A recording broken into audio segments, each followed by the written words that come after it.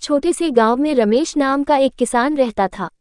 उसके पास कुछ एकड़ जमीन थी जो उसके परिवार के जीवनयापन का साधन थी। रमेश का जीवन सरल और कठिनाइयों से भरा था, लेकिन उसमें एक अद्वितीय समर्पण और मेहनत का भाव था। रमेश ने बचपन से ही अपने पिता के साथ खेतों में काम करना शुरू कर दिया था।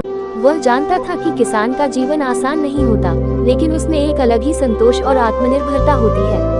हर सुबह सूरज निकलने से पहले ही वह उठता और अपने खेतों की देखभाल में लग जाता। मौसम की अनिश्चितता, कीटों का हमला और फसल की कीमतों में उतार चढ़ाव जैसे कई समस्याएं उसके सामने आती, लेकिन उसने कभी हार नहीं मानी। एक बार उसके गांव में भीषण सूखा पड़ा। नदियां सूख गईं और खेत बंजर हो गए। रमेश के लिए यह बहुत कठिन समय था।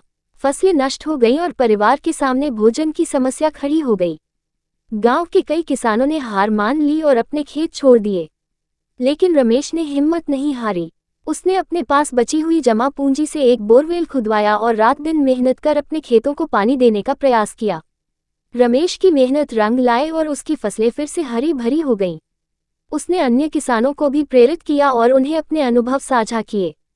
रमेश का आत्मविश्वास और दृढ़ निश्चय ने उसे गांव में एक आदर्श किसान बना दिया। धीरे धीरे गांव के अन्य किसानों ने भी उसकी तरह मेहनत करना शुरू किया और गांव फिर से समृद्ध हो गया। रमेश की कहानी केवल उसकी व्यक्तिगत सफलता की नहीं थी, बल्कि पूरे गांव के लिए एक प्रेरणा बन गई। उसकी कहानी ने साबित कर दिया कि कठिनाइयों का सामना करने और अपने लक्ष्य की प्राप्ति के लिए कड़ी मेहनत और दृढ़ निश्चय की आवश्यकता होती है। रमेश का जीवन हमें सिखाता है कि चाहे कितनी भी मुश्किलें क्यों न आएं, अगर हम अपने काम में ईमानदारी और मेहनत से जुटे रहें, तो सफलता अवश्य मिलती है।